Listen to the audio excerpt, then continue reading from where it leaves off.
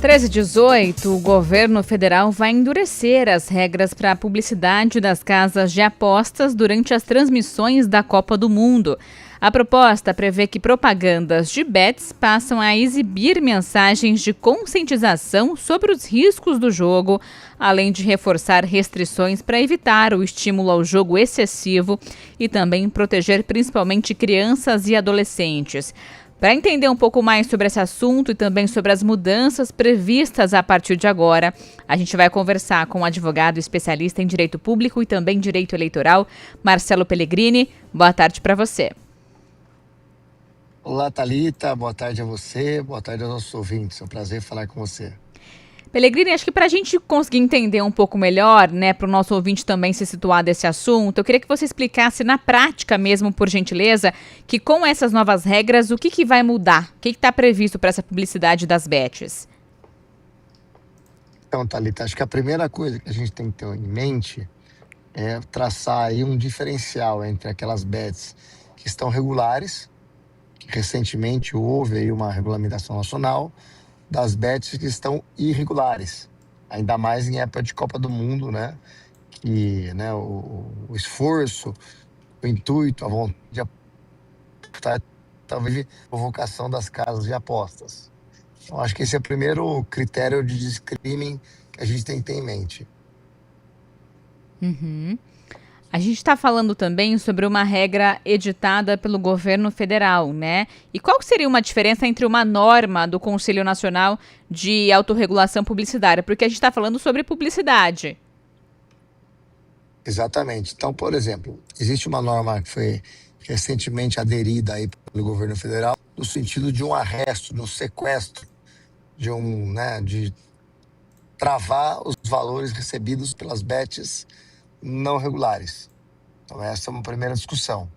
Uma segunda discussão são das bets regulares, aquelas que têm autorização, que funcionam normalmente, que têm algumas travas, não de funcionar e de financiarem, de receber e oferir lucros, até porque estão hoje contribuindo com impostos diversos.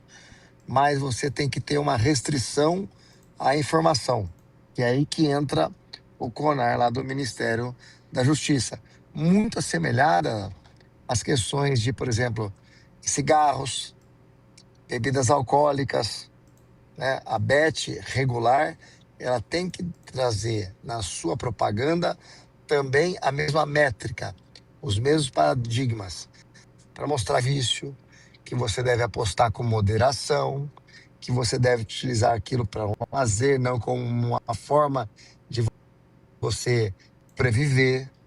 E me parece que essa é a discussão mais latente em épocas de futebol. Há um risco de insegurança jurídica para contratos publicitários já firmados para a Copa, né? Já tá em andamento a Copa. E como é que vai ficar isso? Você enxerga essa insegurança nesses contratos já firmados? Claro, Thalita, para aquelas bets que são irregulares, tem autorização para funcionar, que os sites país, há uma discussão até de você sequestrar, bloquear os valores que ela recebe dos apostadores, se isso for possível legalmente. Já para as bets que são regulares, a questão é aumentar a fiscalização na forma de você passar a informação para aquele usuário. A gente falou agora há pouco, inclusive, ainda sobre essa diferença de uma norma do CONAR e uma regra editada pelo governo federal, mas até que ponto, né, o Estado, por exemplo, pode limitar a publicidade de um setor que hoje já é regulamentado, né? No caso, a gente tem o CONAR aí. Isso é uma boa discussão, Thalita, uma discussão até um pouco mais profunda, que você tem diversos órgãos, tem aquele da aposta, tem aquele da bebida, tem aquele do cigarro, e o CONAR, ele é um órgão, então ele tem que seguir a lei. Evidentemente que ele pode trazer algumas regulamentações, mas ele não pode inovar na legislação. Ele tem que dar aquele cumprimento, aquele acabamento, aquela explicação de como vai funcionar o que a lei já prevê. Essa é uma característica. Outra característica é daquelas que não têm autorização, que o poder sancionatório do Estado é maior, mais incisivo. E uma terceira discussão é que você bem trouxe aí na sua pergunta. até que ponto você pode regulamentar um serviço que é legal, né, que tem fundamento constitucional. A Constituição traz lá no artigo 5º, inciso 13, que todas as atividades profissionais são bem-vindas, respeitadas a sua regulamentação. É um primeiro norte, é um primeiro contorno.